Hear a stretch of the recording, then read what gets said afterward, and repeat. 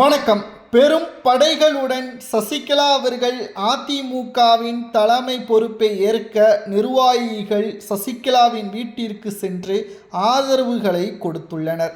அதிமுகவின் தொண்டர்களாகிய உங்களது ஆதரவு நமது சேனலுக்கு தேவை. ஒரே ஒரு லைக் மற்றும் சப்ஸ்கிரைப் பண்ணிருங்க. அதிமுக மிகப்பெரிய பேர் இயக்கம்.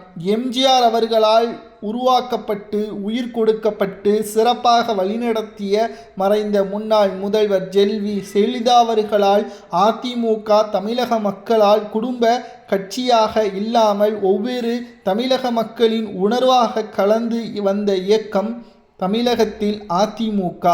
ஆனால் இப்பொழுது எடப்பாடி பழனிசாமியின் கையில் சிக்கிக்கொண்டு மிகப்பெரிய அளவிலான தோல்வியே, கிட்டத்தட்ட 11 தேர்தல்களில் தோல்வியே அதிமுக பெற்றுள்ளது.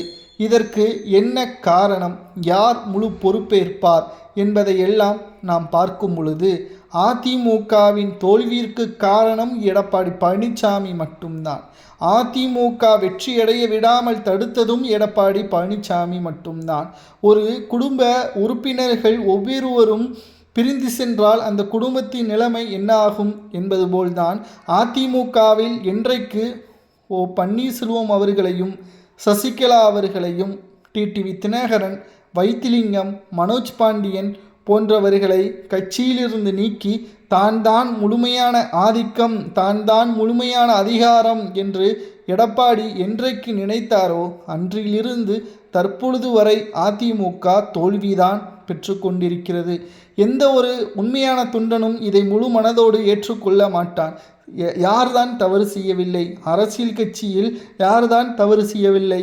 ஆனால் எடப்பாடி பழனிசாமி அவர்கள் தனக்கு துரோகம் செய்து விட்டார்கள், இவர்கள் இருந்தால் தனக்கு பொதுச்செயலாளர் பதவி கிடைக்காது என்ற காரணத்தினால் இவர்களை அதிமுகவில் இடமளிக்க விடாமல் புறக்கணித்து விட்டார்கள்.